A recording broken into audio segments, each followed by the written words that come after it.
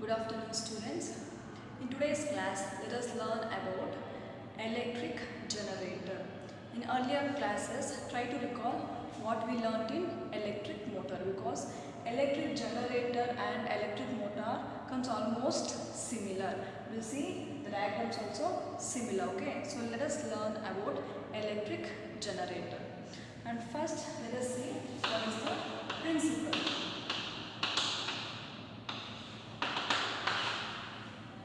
See what we learned in the principle, where in electric motor, there we studied that electric generator is a device which converts mechanical energy into electrical energy, and it works based on Fleming's left hand rule.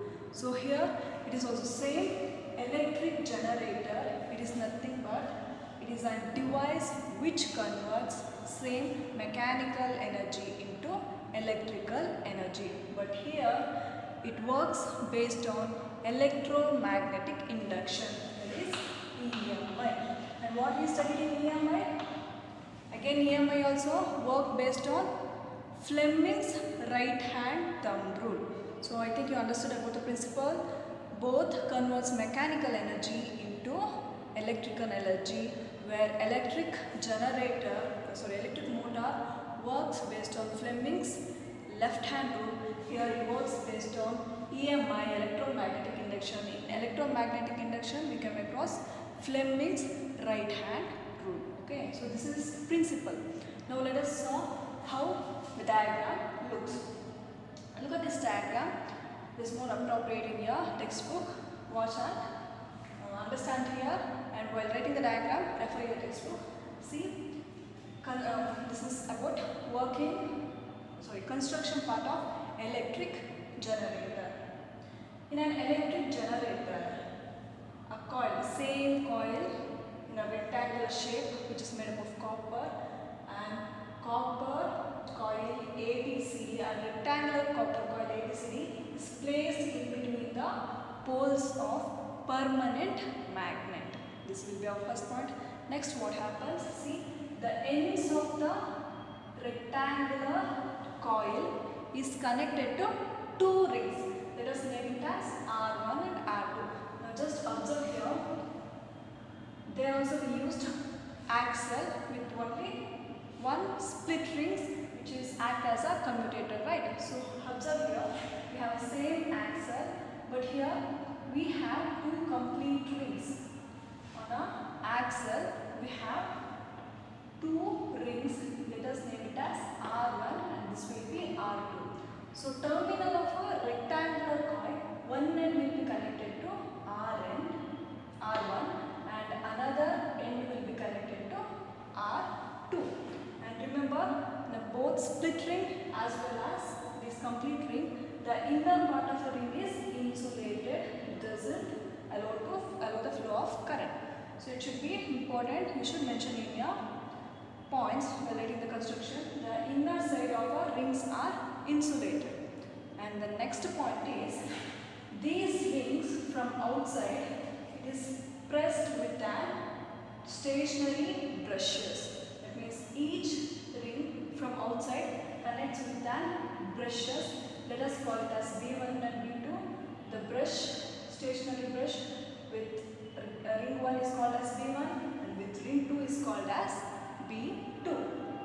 And now look at here, these brushes B1, B2 are connected to galvanometer.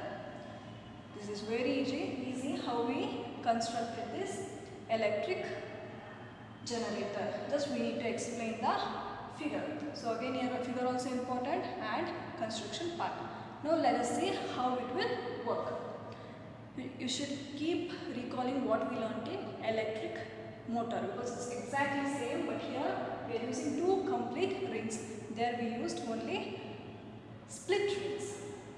Now all we understood about construction. Now let us go for working part. So what happens?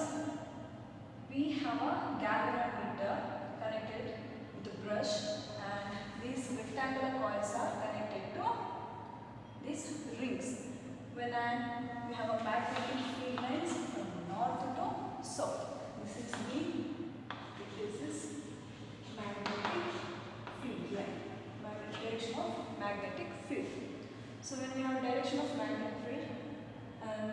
magnetic field will produce, and when this coil and the magnetic field link with each other, what happens? Induced current will produce. If not, we are studying EMI with galvanometer. When we are studying EMI, electromagnetic induction, what happens?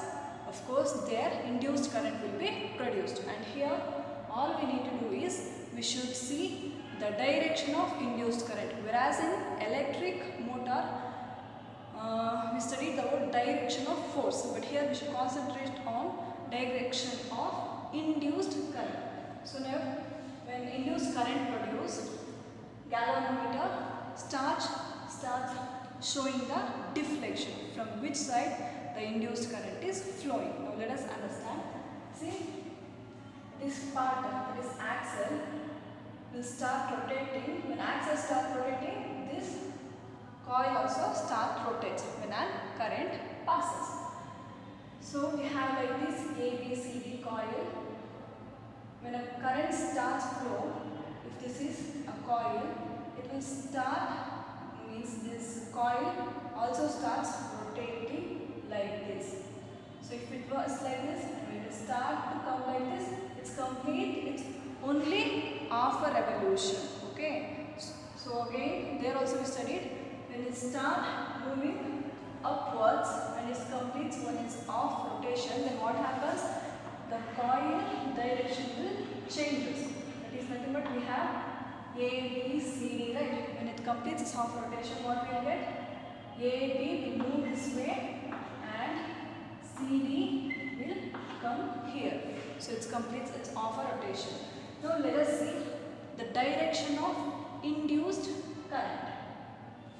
So we know the direction of magnetic field, and EMI is nothing but works based on Fleming's right hand thumb rule. Now let us take our right hand thumb rule, which shows here the middle finger shows the direction of induced current, and this is magnetic field, and this is moving of conductor, that is nothing but force. So let us see if we know the magnetic field in this direction. Now it's just a wrote on the board in this way vertically, but how it will be? This is our magnet, this part coil will be horizontally. So it will gives exactly when we understand in this way. Okay. So what happens if our magnetic field, there is forefinger in this direction. Look at this. Which one? Middle finger, which shows the direction of induced current, which is showing towards upside when the half rotation starts, right? So when it is upside means the current starts flowing upside. This is the direction of induced current. So current will flow like this. So from this we understood the current starts, for the first half revolution, what happens? Current starts flow from B1 to B2, because here we have a terminus which is connected to galvanometer. So current starts to flow from B1 to B2, where when a first half rotation takes place. Now the direction is upwards from A to B. Now what happens when complete rotation takes place? I said like the direction of coil will changes like DC, DA. Then what happens? The current direction of current will be direction of induced current will be same. That is also it flows like this. Okay.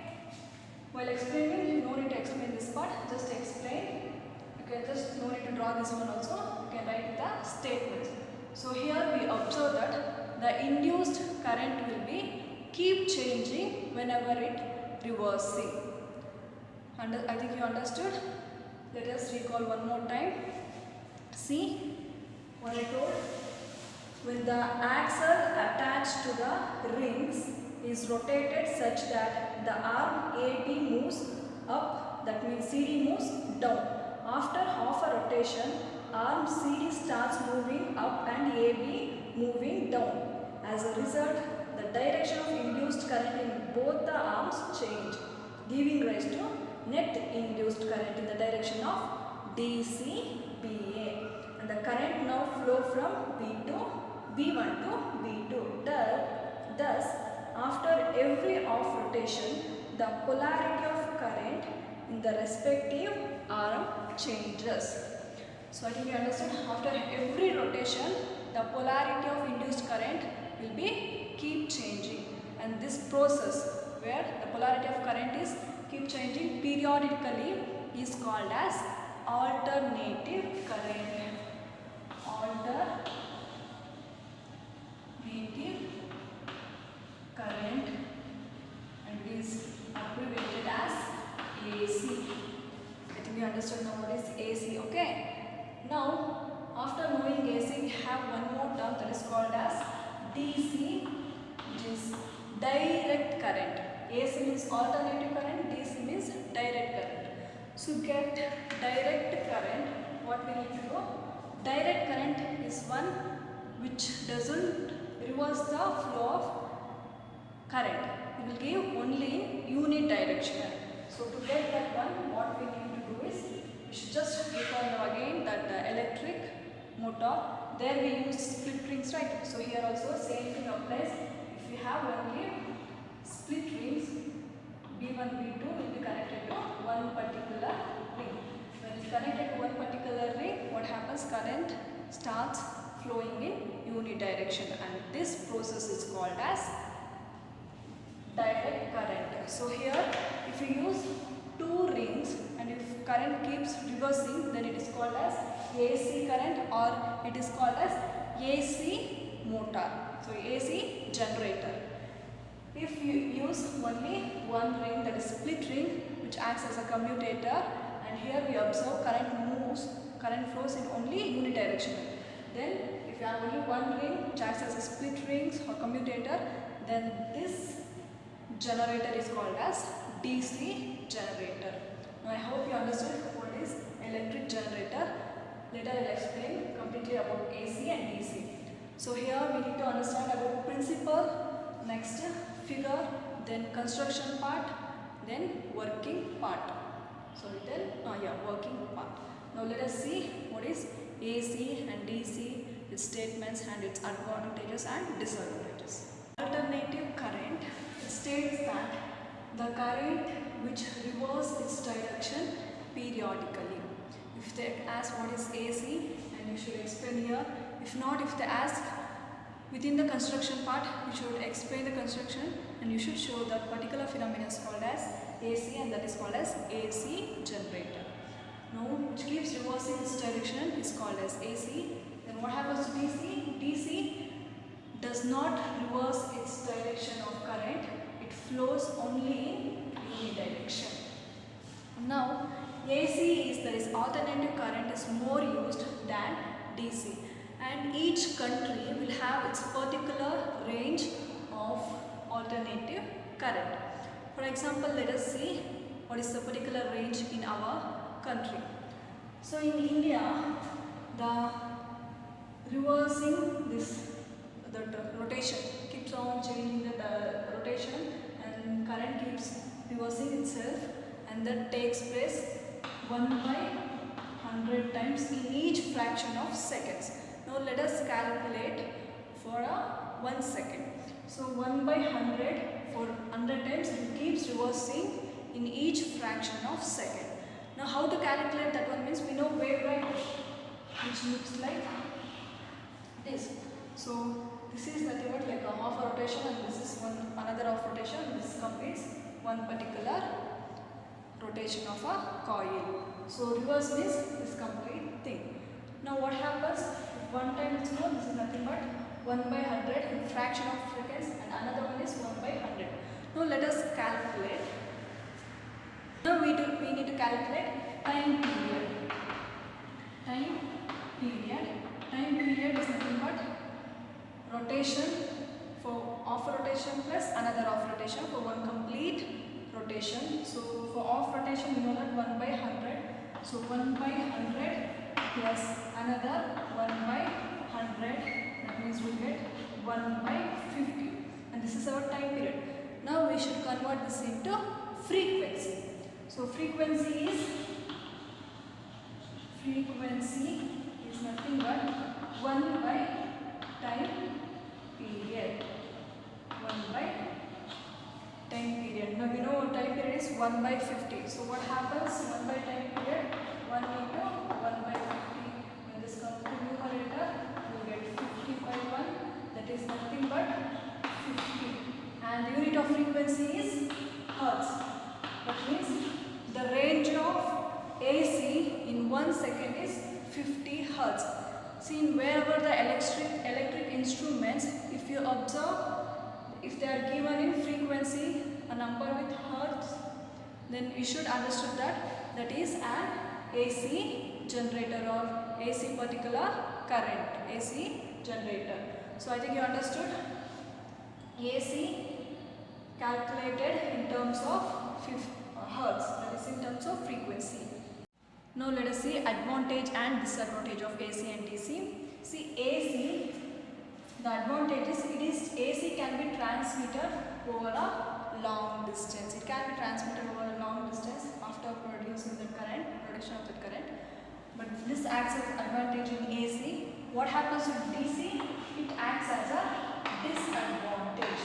That means DC current direct cannot be transmitted over a long distance. Here, while transmitting over a long distance, no energy, no loss of energy. So here, if they transmitted, loss of energy will takes place. So that it will act as advantage here, that AC can be transmitted over a long distance without loss of energy, whereas DC, it acts as a disadvantage. That means it cannot be transmitted over a long distance, right? So next one is disadvantage. AC current, alternating current, cannot be stored. This is its disadvantage. Whereas here in DC, direct current can be stored. Direct current can be stored. So these are the only one point in advantage and disadvantage. See, if DC direct current means it's nothing but a steady current. If you have a 6 ampere, then it gives only 6 ampere. Or 2 ampere means it keeps on giving only 2 ampere, only steady current. But what happens? Alternating current, the variation of current keeps changing in every fraction of seconds. Now let us see the sources of AC and DC. Sources of AC is nothing but, as I told, if it's working in the reverse changing of current, then it is called as AC generator, right?